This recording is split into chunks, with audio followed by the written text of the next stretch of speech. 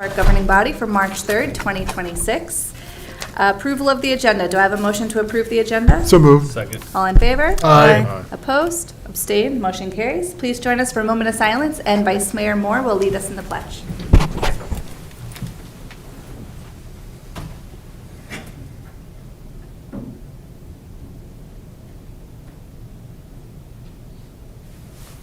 I pledge allegiance to the flag of the United States of America and to the republic for which it stands, one nation, under God, indivisible, with liberty and justice for all. All right, is there anyone signed up for public comment? Is there anyone who is not signed up but would still like to make public comment? No? All right. First up is a recognition, proclamation for Miss Sunshine Jefferson. Whereas the City of Manassas Park thrives through the selfless dedication of residents and neighbors who volunteer their time, energy, and talents to strengthen the fabric of our community. And whereas Miss Sunshine Jefferson has distinguished herself throughout her tireless commitment to volunteerism, consistently going above and beyond to serve those in need and enhance the quality of life in our city.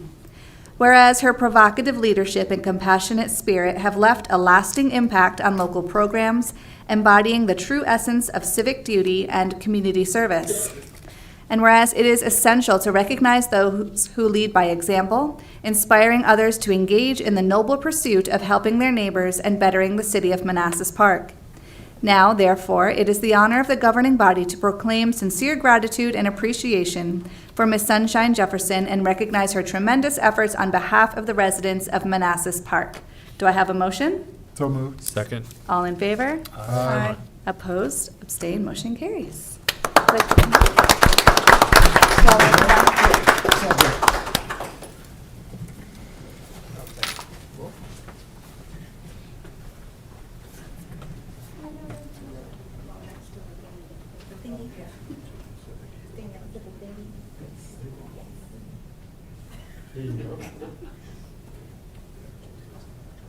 One, two, three. Oops. 1, 2, 3. 1, 2, 3.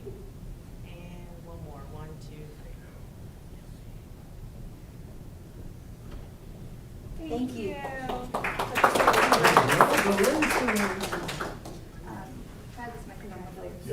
Thank you graciously. Well deserved. Thank you graciously. We would choose Microphone?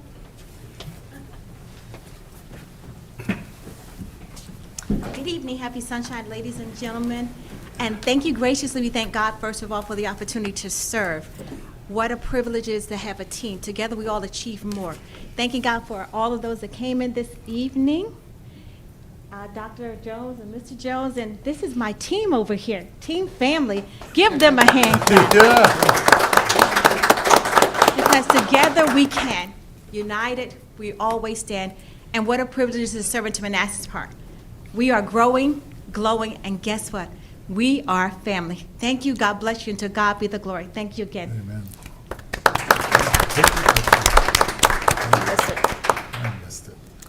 Thank you. And next, we have a proclamation declaring March 2026 American Red Cross Month. Whereas we celebrate the American Red Cross by honoring our neighbors who make its humanitarian mission possible in Manassas Park. Every day, their acts of kindness change lives, bring relief, comfort, and hope when help can't wait. This compassionate spirit runs deep in our community, just as it has for 145 years through the American Red Cross. And whereas those who serve with the American Red Cross of Northern Virginia light the way during emergencies, whether it's delivering shelter, food, and comfort after disasters, providing a safe, life-saving blood supply for patients facing conditions like cancer treatments, childbirth complications, and traumatic injuries, assisting military members, veterans, and their families with 24/7 global support, or empowering individuals with skills like first aid and CPR that save lives. And whereas these collective efforts are a powerful reminder that the strength of our community lies in our shared commitment to one another.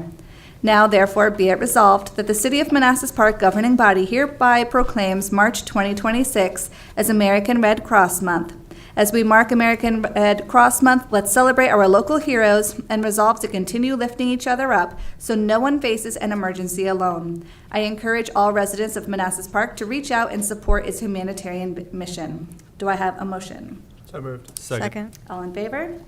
Aye. Aye. Opposed? Abstained? Motion carries. We have Juan Garcia and Preeti Samner here. If you guys would like to come up.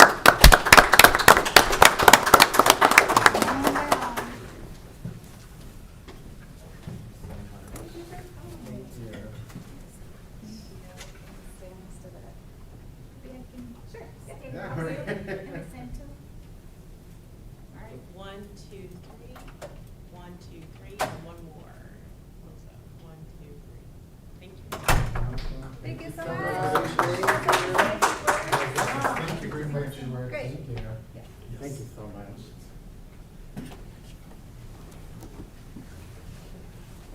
I'll be very quick, but I just want to say thank you so much. I'm Juan Garcia, the Executive Director for the Northern Virginia chapter. One, thank you for recognizing March as America Red Cross Month, but two, thank you for the ongoing support you give us all year as an organization and going out and helping in the community when we do sound the alarm events, like installing free smoke alarms or even blood drives. I do have an ask, though. I want to leave with an action item, and that is that we were impacted by the snowstorms, the winter storms, and so we had a lot of cancellations of our blood drives. So if you're able to donate blood or you're able to organize a blood drive, we're still in an appeal right now for a blood shortage. Please do so because that helps the life-saving mission that we have of providing blood to our hospitals here in Northern Virginia.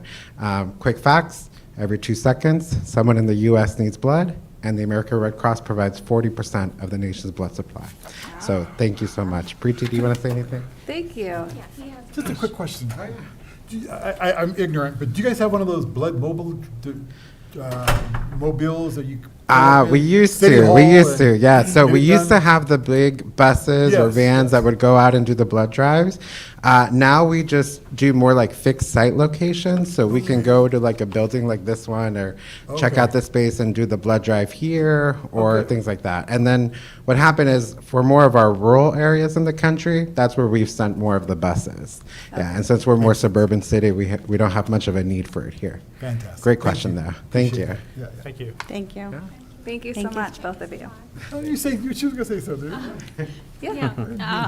I'm the volunteer here with community volunteer leader, working with Juan Garcia, and as well as serving volunteer services in the community in the Nova chapter. So it's been more than 5 years I have been volunteering. So I really appreciate and thank you for making me here today. Thank you so much. Wow, thank you so Thank much for you. coming out. Service. Thanks to both of you.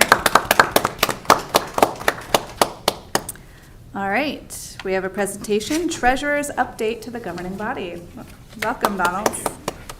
I'm old school, so there's no death by PowerPoint. This will just look pretty behind me. Okay. Death by PowerPoint. That's funny. Just make sure you speak into the microphone, because I bet everyone at home wants to hear everything you have to say. Absolutely. Is this not connected? Push it, turn it on. I Wait, don't just, think it's connected. It doesn't need to. I don't think you need to. Just turn Push it the button on. on. There's a button Push on the the front of button. it. There you go. There you go. Okay, there we go. We're in the 21st century. So You are old school. I just want to thank you for time on the agenda. I've been the treasurer now for 2 months, and it's a role I really love, and I love serving our residents. But I want to say, in accordance with Article 7, Section 2-126, that's actually the legal requirement that I'm to report to you on the finances of the city, technically every month, but I've talked to the mayor. I'm probably going to come maybe every quarter or so and give you just an update of what we're doing in the office and how our collections are going and other issues that we may have. I want to thank our staff in my office. We have 5 plus myself. I have my master chief, Francis Denega. I have my window workers. I have Karam and Julia, and then I have 2 people on the water and sewer billing side. That's going to be my water and sewer billing supervisor and her assistant. So we run the water and sewer system as well in terms of shut-offs, collections and things like that. So I just want to thank them. I also want to thank, she's here and she doesn't like to get on the microphone, but I want to say thank you to Lucy Pullen and her staff over in the Commissioner of Revenue's office, because when I have a good set of partners on the Commissioner's side, it makes my job a lot easier. And we are working together. One of our early successes is we've been creating a positive climate up on the 3rd floor. And that's the beginning, is working as a team and having our employees doing their best work. I was able to, in midstream, because personal property did go out before I came on board, but we made a decision that may have not been so communicated that well, but we will communicate better on this next round in September, that we stopped writing the vehicles on the stickers, because we can turn those transactions faster that way. We kind of decided midstream to start doing it that way. That was actually an idea that my master deputy came up with, and I thought was a great idea. So that's one of those early successes. We're going to carry that into the next season in September. One of our first week successes was that I've brought more revenue into the city. That does not require a match from you guys. It's free revenue. So for this year, it already started in January. It's $16,401 that you didn't require to come up with any extra money. It actually reimburses me for my 3rd employee that's required under the workload from the state, from the compensation board. That's money that we have been entitled to since July 1st of 2023 and was not applied for. I fixed that the 2nd week I was in office. And that's bringing free money back into the city for our taxpayers. Also, I've met with the bank. That was my 3rd week, but we met a whole panel of us, and 10 of our 12 accounts were getting 0 interest. And I looked at them and I said that was unacceptable with the amount of millions of dollars we have on account with them. So we immediately got that changed. And we're working through some logistics, but there were 10 accounts that were getting 0 interest and 2 accounts that were getting 2.12% interest. And we are going to be getting interest on all of it at 3.15, which is the Treasury rate minus 0.35. There's actually they do a formula with the Treasury yield. We're also investigating some efficiencies with checks, since we do so many checks in the office, in order to be able to run them and have them do automatic to our account at the bank. Currently, we run them for our software in the office for Avinity. Water and sewer, we still hand key checks.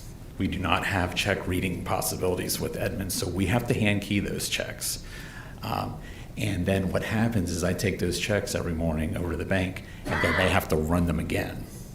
So we're trying to work through that with the equipment that we have so that we can have more efficiencies on our side and also at the bank side. One of the culture things I've changed in the office, and some of you will laugh, but I will show you, is this is my notebook. It's very old school. This is what I take my messages from the voicemail. There is not one person who sends me a voicemail on my side at least, that doesn't get a return call. Even if they don't leave a message, like they do 3 seconds and there's no volume, I still call them back. I write them down. This is just since I started. So this is all that's in here. There's like 20 pages of them. I write down their phone number, what they're calling about, and their name, and I call them back. So if you call my office and leave me a message, I will call you back up to 9 o'clock. So be careful. I may call you back in the evening as I get time.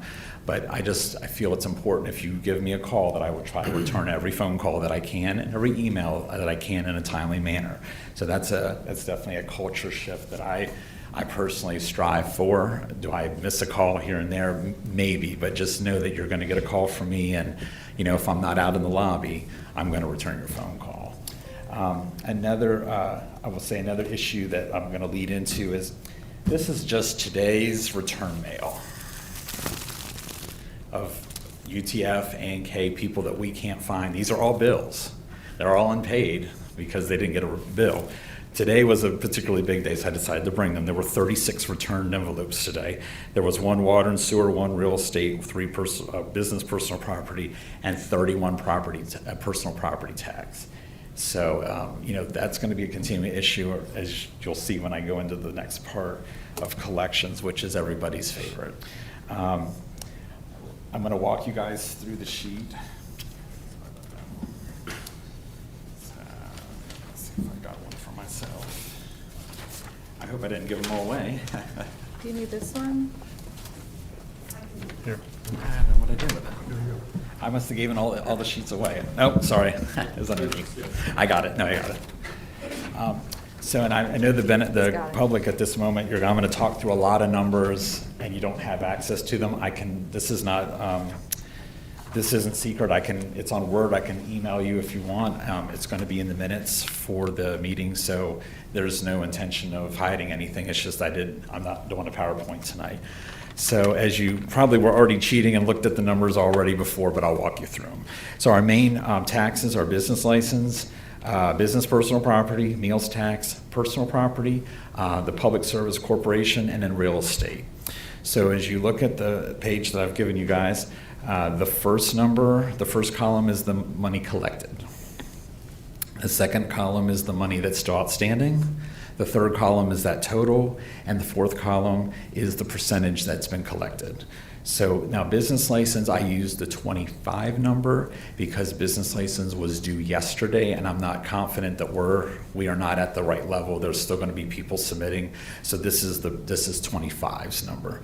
So it's the 1,296,246. There's 105,000 roughly still out there, and it's at 92.49%. The business personal property, that's the one that we just finished collecting, that the due date was February 5th, 2026. So just business was 1,126,761. There's still 326,854 out there, and what the total is 1,453,615. That's a 77.51% collection so far. Meals tax for 2025. The first one for 2026 was just due about a week ago because it's due on the 20th of the month after collection.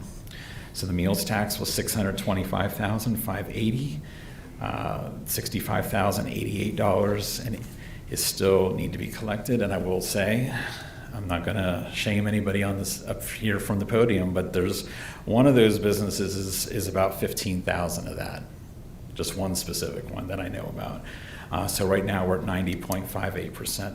That person has to pay on the 6th. The correct procedure is after 90 days, they are supposed to be sent to TACS for collection, and they were not sent to collection, even though they were 10 months behind when I walked in the door. They've now paid 4 months, and I expect that they will be current very soon, or they will be going to collection. Personal property, this number is for the one that we just finished collecting, so that's technically 25, even though the due date was February 5th, 2026. That's $4,767,576. That's what's been collected. $1,377,737 is still outstanding. The total is $6,145,314. That's a 77.58% collection rate. And we're going to go, and I have a whole section on the historic part of personal property, so I'll get to that in a minute.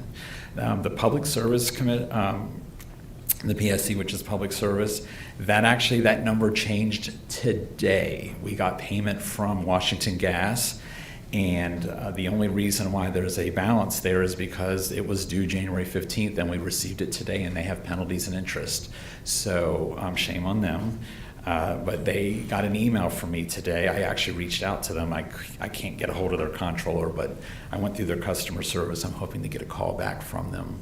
I was already on it today after I got the mail. So that's 98.78%. But just so you know, there's money in there from Novec and Verizon, all of our public utilities, that's in that number. So just so you know what's in there. So the next two are real estate. So it gives you a little idea. Real estate 25, which was the payments that were due technically January 6th, 2025 and June 5th, 2025. So that's a year that's already finished. I am very proud that we got up to 99% last week. So that's a number that changes because as people either sell want to buy or refinance. I get calls literally several times a day from title companies looking to see if they have delinquent taxes. So that number has been steadily climbing, and that's the easiest one to collect because real estate doesn't go anywhere. So it's easier to collect, there's more mechanisms, and we can collect for 20 years on real estate, just so you know that. And that is $36,266,470. There's only 365,000 out there still, and the total is $36,631,497. So we're at 99%. So the next one is real estate 26. That's the one that was just due in December. So we're in tax year 26. And you can see that we're not quite as high yet, but as I say, is we are getting new real estate almost every day. We either get a call, we get a payment. So that number is already up about 0.5% just in the last month. And that's at $19,075,092. And there's $823,129 still due. So for $19,898,221. And you'll notice that's a big increase, because you'll notice that just half of the real estate for 26, if you double that, that's 38 million. So you can just see even year over year of increases. And also, as we are still building units here in downtown, so those units get added on to the tax roll. So that number literally changed from yesterday to today, the real estate number did, because if they have more assessments, for the new units that they're building down there. So I suspect that number will come up. It'll be close. We actually, I looked, if you're interested, I went back 12 years. We have at least 3 or 4 years where we are actually at 100%. It's 2015, 16, and 17 is at 100%. We have between 2018 and 2022, we only have 1 or 2 properties. I mean, that's actually how close we are. I don't have it's like 99.8 or something, 99.9. But actually, because some of those years is only like $6,000 due. So some of those years, and I won't say on the record what house that is, there's one particular house that's significantly delinquent, but I've been in conversations with my charisma, uniqueness, and talent, I say, and they are going to pay without me having to do a tax sale, because they are about 7 years behind. But they are actually willing to pay, and the issue is they had 3 of the 6 heirs actually died as well, and one of the owners died, so they're having to navigate some family issues in order to get. But I anticipate that we will, hopefully in this year, we will have some additional years that will be at 100% collection.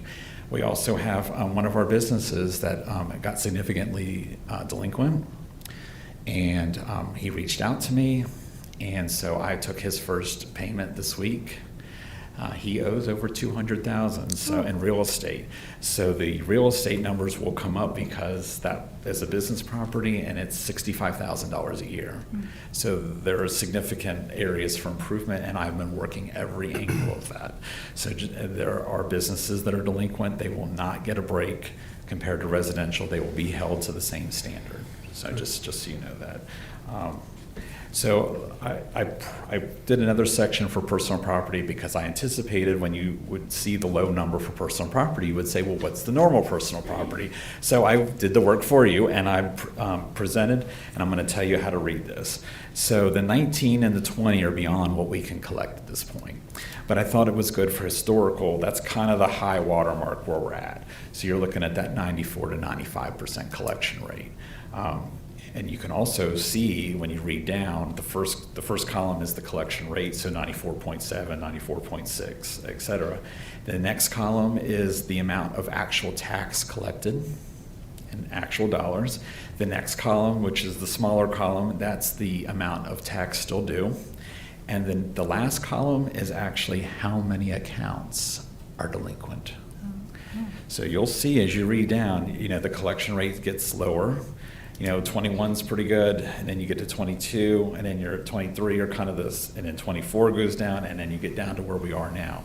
So we have significant task in front of us in order to get the last 2 or 3 years to get as high as where we were, before COVID. There are over 4,000 accounts in this city who are not paid. And I would, if this is going on in public, I encourage those taxpayers to give me a call. Because not saying anything and hoping it will go away is not a good strategy, because in a few weeks, I'm going to be able to tell the police chief, we're ready to go on enforcement. Those tickets are $250 a piece for not having a decal for unpaid personal property. So I just warn people that that's a possibility, and I don't want people to pay the fine. I want you to come into my office and make a payment. I want you to go onto our website and make a payment, even if it's not a full payment. I don't specifically do payment plans. You're free to go on the website and make a payment. Our e-check function for personal property and real estate is free. Okay. Maybe I'll stop. You guys have questions on kind of the collections, this collection part? I do, Mr. Treasurer. So first, I would like to recognize you and Lucy working together in the Office of the Commissioner of Revenue and Treasurer, in that having that culture of collaboration. Additionally, I've heard several people talk about how that's impacted the customer service levels, and so that I've gotten a lot of positive feedback anecdotally from word of mouth, so I wanted to recognize you for that. Thank you. I'm also happy to hear that you're kind of looking into the city's best interests and all our hard-earned money that's in the public coffers, and finding ways to improve the investment return that we're getting on that at the bank. So that's also great work. I do have a couple of questions. The first one is around so the number of delinquent accounts. So in most cases, that would be like a vehicle, or? Well, like for instance, let's see, you and your fiance, you may own a vehicle, your fiance owns a vehicle, so that's two separate accounts, because with DMV, so that's, or like, let's say we have Alana and Daryl. Well, Alana owns a vehicle and Daryl owns a vehicle. They're on different accounts, and then another account is Alana and Daryl own a vehicle together. So they might have 3, 4, 5 accounts in the same household because of how the ownership is to Understood. DMV. I think. So let me ask the question a different way. I think if I'm looking at this, it looks like over the past 4 or 5 years, the percentage is going down because the number of delinquent accounts is going up, right? That's the way I interpret true. this. Yeah, And my question absolutely. is, Yeah. do we have any idea of, are those folks that have maybe had a few bills, personal property taxes, and then moved out of the jurisdiction, or are those actual vehicles that are sitting here in the city? Because I think. Well, if there's a bill, that means we know about it, it's been billed, and it's unpaid.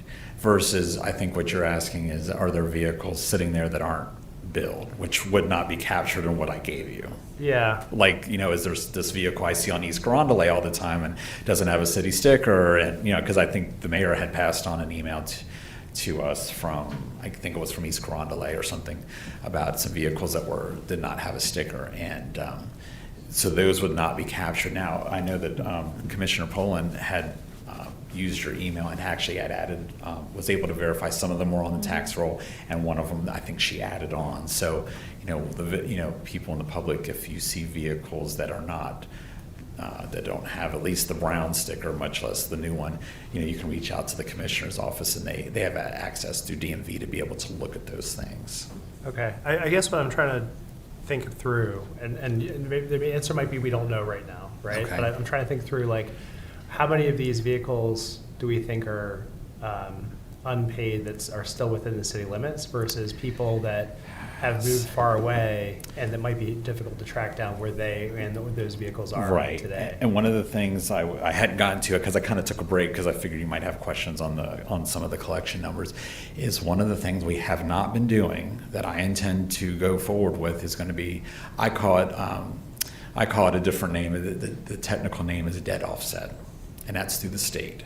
And so what they do is we can, and I was actually just reading part of the packet before I came down here, because we can apply to the state and we can upload our files. And so if Stacy owes personal property to us and gets an income tax refund, I call it tax intercept is what I call it, but debt offset is the technical name.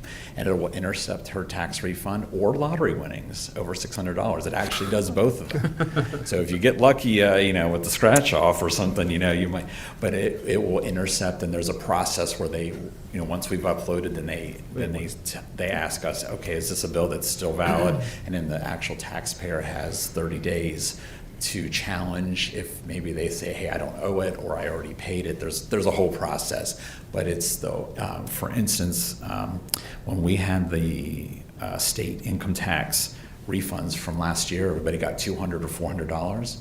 We got none of that because we weren't in the program. We could have intercepted all those checks that people got for personal property or real estate, and we missed out because we weren't in the program. Gotcha. So in the Senate version of the budget for this year, and I don't know if it's in the first year or the second year, I'm sorry that I can't remember at this moment, but there's another proposal to do another set of checks. So we have the debt offset program. We're going to be in line if we have taxpayers, which almost everybody got one. So it's, it was almost 100% that got the checks. We're going to have 4,000 accounts in personal property that they'll get intersected, and we may get some money out of that. Okay. So I mean, it's a program that doesn't really cost us anything, and it's easy. It's really easy money because once we set it up, then they cut us a check every month for anybody that they've intercepted. So that's something that we haven't been doing in the city that I intend to do. Okay. Thank you. Do you have any other questions? I do. I have one more question, Sure. and I'm sorry. You were mentioning the hand keying of the checks for water and sewer. I'm one of those taxpayers who writes my check. But we love you. We love having your smiling face in the office, or if you want to do the Dropbox or the mail. I guess my question is, and some people have talked to me about this, like, is there going to be at some point a way to do automatic payments we already have that. electronically? We already have that in water and sewer. I hope you'll go on the website and sign up. And it's a direct debit from your checking account on an automatic basis? Yep, on the 25th of the month, we already have it. Okay. There's some ratepayers who will say, I don't want to pay $1.95. That's what Edmunds charges us for e-check. That's the only thing. The e-check on everything else that we run on Infinity on the software is free. So it's personal property, real estate, business license, meals tax. E-check is free. The only one that we charge for e-check is for water and sewer. It's $1.95, but it does come out on the 25th of the month automatically. You don't need to write a check. You don't need to come into the office. Is there a way that we can look at making that? I know, because I've seen people complain about that fee. Is there a way that we can pick a different vendor or a different service where we can make that fee zero? Because I don't want to steal Josh's thunder. I know there's been a lot of talk internally about operating systems and things like that. And as I'm not the IT director, I can't speak directly. I will say is I believe the reasoning was that Infinity didn't have a utility module, and that's why we have to run on two systems. Okay.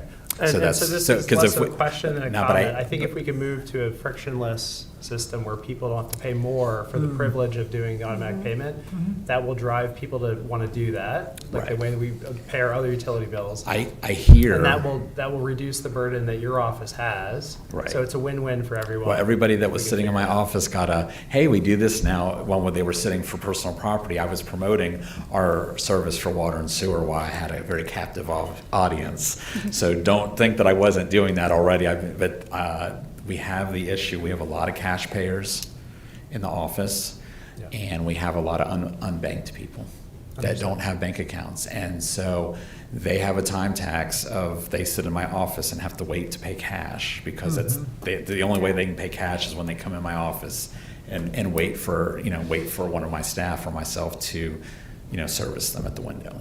Thanks. Understood. Thank you. Do you have any questions? Yes. I do have a little bit more. Do you have more? Is it on collections, or do you want me? Can I do a little bit more and then come back? Sure. And I apologize. I will answer every question you have. One of the things I wanted to bring up under collections was real estate exemptions.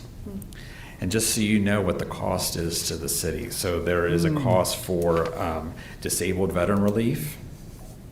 And I want to thank I believe the Commissioner of Revenue gave me this number. I want to thank her. As I say, part of our cooperation, we can get lots of things done that would have not been able to be done before.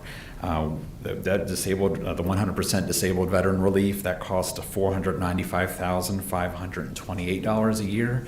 and elderly and disabled relief, which is 65 and over with the income and the asset requirements, that's $414,730, which is for a total of $910,259, and that's about, just for people out in the community, that's about 4 cents on the tax rate in real estate, roughly. So that there is a cost to it, and one of my things is if we all pay what we owe, we all can pay less. And also the General Assembly should not be cutting taxes on taxes that fund our government. They should cut taxes on their own level of government, not on real estate or personal property, which they don't have to then deal with the consequences of those things. They can cut taxes, that's great, but do it on a tax that they get, income tax or sales tax or something like that. So I wanted to bring that up. There is a real cost to those programs. It's in money that we don't receive. So there is that. One of the other things is that we have struggled with personal property with workload. It is an issue. I mean, we just finished sending decals Friday, February 27th on. So it's taking us 2 months to process. And we are leaning very heavily on the customer service team, and I want to do a shout out to all of them. I don't know all their names and the people who have done things for us over the last 2 months, but they're helping us in addition to the people in our office, and it's still taking us 2 months to do. So I will be hiring a water and sewer billing clerk, but one of the things that I intend to do is I'm going to cross-train one of them, and so they're going to be able to do surge capacity on days when we have water and sewer due, and surge capacity during some of our personal property season that they can also help. So I want you to know that I'm being a good steward of our tax dollars, trying to use the employees that you have already given me in kind of unique ways so that we can try to improve service delivery for our customers and for our businesses and our residents. One of the things I'll also highlight, and then I'll come back to you, Councilmember Moore, is we did the first water and sewer shutoff about 2 weeks ago. And it was the first one we had done in 3 months because we can't do it when it's 32 degrees or under or 90 degrees and over, so we have restrictions. So there hadn't been any shutoff for 3 months. And we had 116 households and businesses that were shut off, which I'm not sure which business can survive without water, but they were shut off just the same as the households. At the end of that first day, which was 2 Wednesdays ago, we were down to 40. Nice. So we had 76 that were able to they paid, and most of these accounts were 3 months behind. We had a lot of people in the 300s, and we had people in the 400s. There was one I saw that was like $476. That's what they had to pay to get it turned on. So at the end of Thursday it was 19. At the end of Friday it was 13. So 13 households went into the weekend with no water. Okay. We had one pay this past Friday, and I will make a mention that be careful using your bank's bill pay service. That is not online. And it takes a while because they send them to us in the mail, and these third party, they do multiple banks, and so we get big envelopes with 30 and 40 checks in them, and they take a while. And so we had somebody that was out for 9 days because they had done bill pay, and they had even gone into their branch and didn't realize it wasn't instantaneous. So if anybody's in that situation, please go onto our website, make a direct payment, and then email us so that we can get you turned on. There are currently, from that shutoff, there are still 8 households that have not paid and do not have water. So I don't know if they're vacant. They're on vacation and they don't know they're turned off. That's a great extra plug. Do the automatic debit so that you never miss a payment, and we get forgetful and I forgot to pay, and so there are additional penalties and interest and fees. Because it's $30 to get turned on, it's $90 after 2 o'clock. So, but yeah, so I think I will end there, but I want to go back to Councilmember Moore. I just wanted to finish a few things in case you had questions about water and sewer, but I'll answer as many questions as you have. Thanks. Vice Mayor? Thank you. Thank you, Mr. Treasurer. I appreciate you standing before us. It's refreshing to have something that's mandated in state code to actually happen, and so we appreciate your presence here this evening and the fact that the Treasurer and the Commissioner of Revenue is operating so efficiently these days. Just a couple questions. So Sure. what tools do you have in your toolkit for collections when it comes to personal property? Well, I mean, you know, mentioned shutoffs for for personal- water and sewer, but Yeah, with personal water and property. sewer is different because Yeah. we basically do all of the collections internally.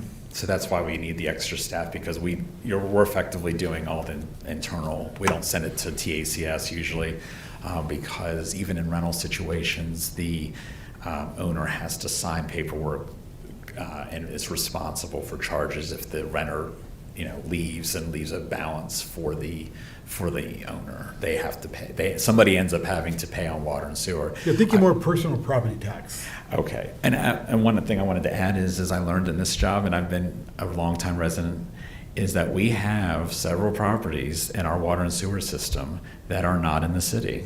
Did you know that? That Osborne Park, Parkside Middle, they're all on our water and sewer system, and they're not in the city, or because they were in the town, probably way back when. We also have an issue with the houses on McLean Street, which is in the county. They're on our sewer system, but not the water system. So we have one right. I think one of the 8 that we still have. The issue is that we can't turn their water off because they're on Prince William Service Authority, but the sewage they still owe to us, and we can't turn their water off because they don't get water from us. So anyway, there's your little trivia for today. We have at least 8 units or 8 customers, so to speak, that are actually not in Manassas Park that are on part of our water and sewer systems. So there's a little trivia for you. But for real estate, for personal property, for other taxes, we do send to TACS, which is our debt collector. They do collect revenue for us.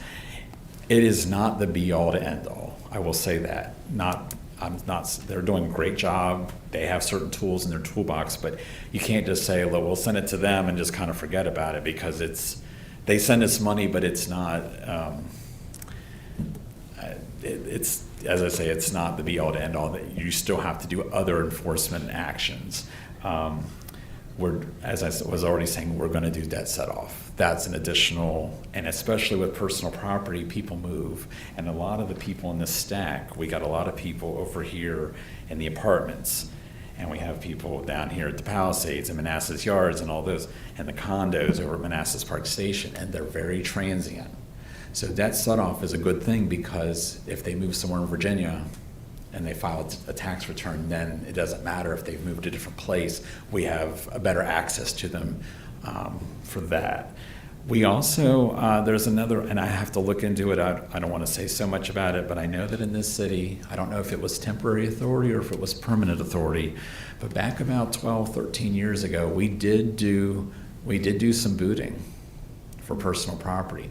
And that would be authority. If I don't have it, I would have to come back to you guys. But that is something they did at one point.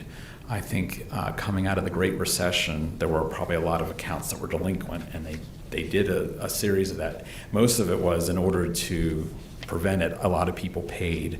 I think they did some, but I think most of it was people paid to prevent from it happening. So, we have some of those tools. It depends on what authority you want to give me, kind of, that direction. I will be appropriate, but, aggressive in collection to make sure that everybody pays their tax obligation and nothing more than that. Yeah, that was my follow-up question. Is there anything that we could do legislatively via ordinance or resolution or regulation that could help with the collection? Is there anything out there that other treasurers have that you don't have, that you'd like to have? I don't know the answer to that, but it's one of those, as I go to more TAV, Treasurers Association of Virginia events, and I get more networked into people, Okay. that I may pick up some additional things that they have in other jurisdictions that I may be able to bring back. And I intend to be active with that, because we have people that in our association that run the training at the comp board, that they rely on the TAV experts that are treasurers in other places, because they are so experienced in doing it. We also can do, I call it administrative hearing, but you basically require them to show up. If they're delinquent in taxes, they have to actually show up in the office. And the TAV president, Falkier, she does that. She says it's very effective, that they have to actually show up in the office and present themselves. So, I mean, there's some other things that we could do. I'm going to try and do the easiest things first and also encourage voluntary compliance. It's, I want people to voluntarily pay. I don't want to have to, do kind of extraordinary measures. But there's a lot of money on the table there. Yeah, no, There's a lot I of hear money you. on the table, Without a doubt. probably, $3 million out of the last 4 years that, we're not going to get 100%, but Sure. we could probably get in the 90s. I would be comfortable if we got up to 93, 94, 95, that we made good efforts, because as personal property goes, it gets harder to collect it because people move. My next question, our former treasurer had advocated the idea of posting folks that were delinquent in newspapers or on the board, the electronic boards that you have in your office and around the. What's your feeling about that as far as shaming prior taxpayers? I think that would probably be a last resort. I would say it's probably worse for businesses, and we do have businesses that are delinquent. I mean, as I say, we have one of our real estate people is $200,000 delinquent right now, It's huge. but is willing to pay. So I'm willing to keep that person out of collection for now. If he's willing to make consistent payments and I'm Sure. getting money, then we can talk. But we have people are not making payments. And then my last question, I appreciate that answer. I hear this from a lot. My husband and others complain that we don't prorate personal property tax cars. He sold his car mid-year and had to pay the full fee, whatever. So, and I know other cities and It would jurisdictions take a lot. prorate their personal property. It would take more. It would take more staff. That's immediately. How many more? Can you provide that to the governing body? I don't know. I think this is my take on it. It's better to pay on the front end than the back end, because if Councilmember Sieberling goes out tomorrow and buys a vehicle, she'll pay a decal fee, but she won't pay tax this year. She goes out and buys an SUV that's $50,000. If you're prorating, you get hit with that number immediately. When under our system is you don't pay to that second year, you get a whole year of depreciation. You're immediately getting hit. Because I'm going to tell you, there was I won't say who it was, but there was somebody that had a GMC Hummer EV and was valued at $90,000. The check was so big, I thought it was a real estate check. I had to look at it again. It was personal property. So there would be problems with that in terms of if you buy a new vehicle, you would get hit immediately with that full new price, and you would pay more tax, because normally when you get a vehicle, you're trading in an older vehicle that's worth less and trading in for a newer vehicle that's more. You're paying tax on the lesser priced vehicle or valued vehicle. So proration would be, I would think, is actually a tax increase for a lot of people. Mm-hmm. That's just, and it would be just a revolving door of you're constantly billing. You're constantly, because you would have to have people, you would have to have somebody just dedicated to that. They're just producing bills for personal property, because we got to figure it out, because there would be a whole extra level of complexity too. Like, okay, it's March 3rd. How many quarters do I need to charge you? We'd have a whole extra set of rules that we would have to abide by and have to communicate to taxpayers. It's not just, I usually say it's easy. It's one and done. It's January 1st. So we even had a case where somebody sold on January 1st and they have to pay for the year unless they can say that they paid somewhere else. So Manassas City, I believe, does just like us, January 1st. Prince William and Fairfax prorate. They're bigger jurisdictions. I'm not in favor of it. I think it would add a lot of complexity, and that's just if you change the law, I'll abide by it. But I think for me, making things more complex with a lot more rules makes it harder to enforce. Thank you, Mr. Chairman, appreciate it. Any questions? Thank you, Mr. Treasurer. You've done an amazing job. I've heard it internally and externally from many people. And one tool I wanted to offer, it's interesting you bring up shaming. Maybe we should shame the previous treasurers who've done derelict duty. That'd be probably the first, because the collection issue isn't really so much taxpayers, it's the previous treasurers. So just to put that out there in case anybody's listening. The second piece, I know you have the ability to do DMV stops. We That's do another that. option. The only thing I would recommend about that, with the DMV stops, a lot of times DMV takes the first $25 or $50, and then we don't get that, and we're just not even getting the penalty. So if the ability is to do a DMV stop to be able to get that fee as well, on top of that, back to the city as well, because that takes time. The other piece I know for businesses, you have the ability under Constitution to do asset forfeiture. So you have the ability to with going to court with, I think, an administrative type of warrant, you're able to go into the facility, to the business and actually, and something to look at. The other question I have is about the check machine. Are you hoping to get the ability, because I know that a lot of the treasurers use the ability to deposit checks directly, get a counter? We want the direct deposit, because it's also is that we get the money faster. Because if we don't take the checks over to the next day, Right. and If one you of the don't mix issues, it, they'd be quick. well, one of the issues is if we don't do the Dropbox, which we don't generally do, then it's a whole nother day. So Wednesday's money doesn't get processed till Friday.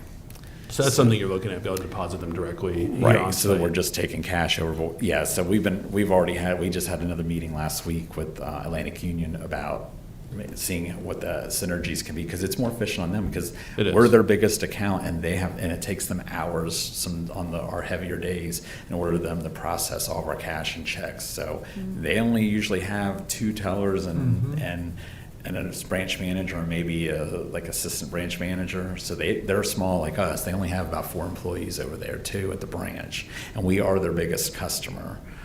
So we've already been looking at it. Don't worry. Yeah. It was actually my suggestion.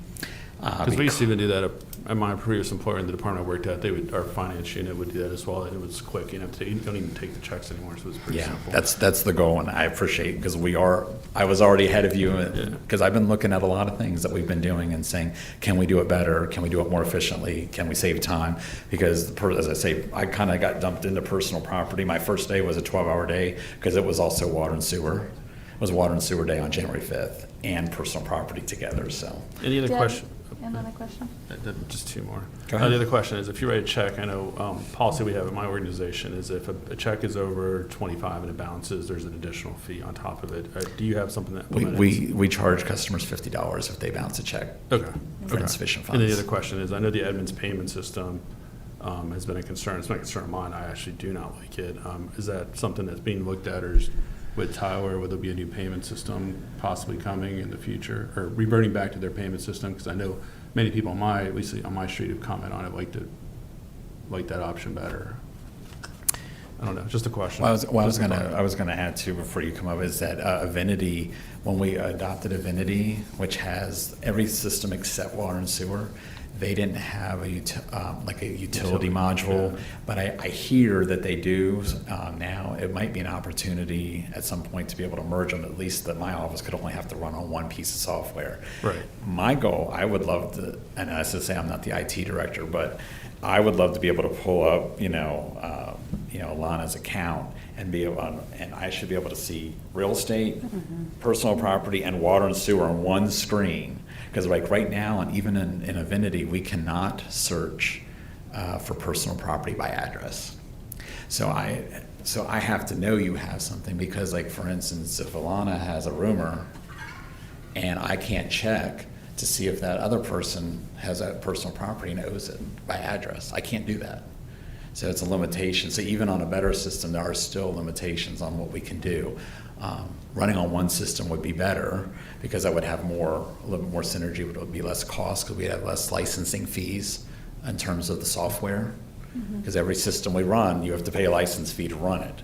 And if we have more of them in one system, the economies of scale, we'd be able to save some money on the IT side too. Yeah. Did you want to add? Okay. Do you have anything else, Michael? No, that's it. I appreciate it. Thank you. Thank Stacy? you.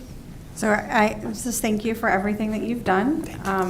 just progress, and it's only been a few months, and so I definitely expect to see more progress. And I know that although some of these numbers are disheartening, I do expect them to be better as the years progress. It is a shame that in 2019, 2020, we've lost $612,000 that between those. You said we can't recover those for personal property. Right, because we generally only do like 5 years. Okay. Real So that estate is 20, but personal property is only 5. So there's kind of the clock that keeps ticking. Right. Because, So it's a shame.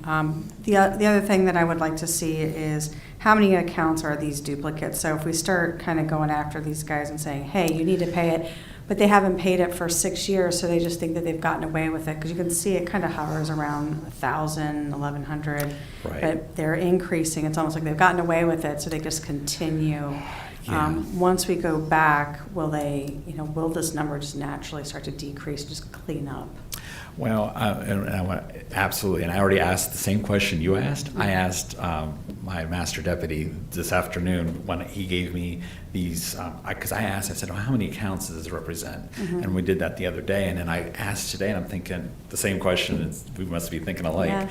was just how many of these are, 1,000 of these are people that are owing for 3 and 4 and 5 years. Yeah, because you can also group your correspondence to say, hey, look, you owe this, but I may be this able to give you this year, this I may be year. able to give an answer because we're going to ready, believe it or not, because it was due February 5th.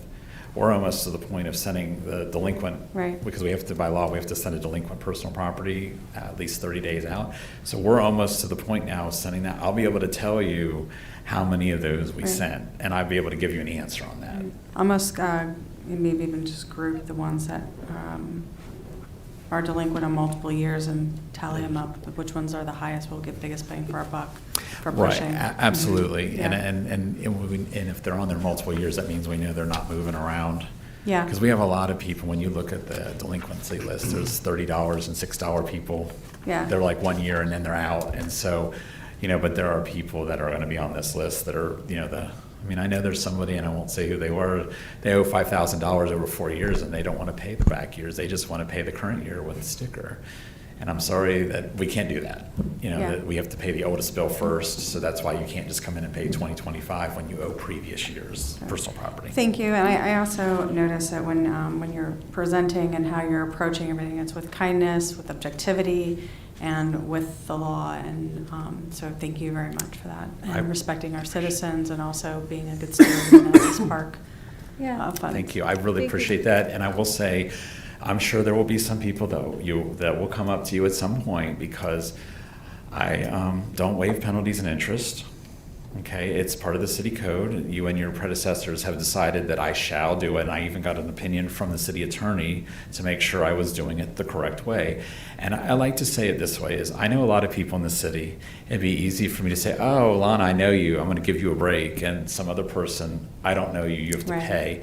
It helps me not have any favoritism either, and keeps me saying if I say the same thing to the same person and the next person, then I'm more consistent. And it may make me look, kind of like, oh, he's so stubborn, he won't help me.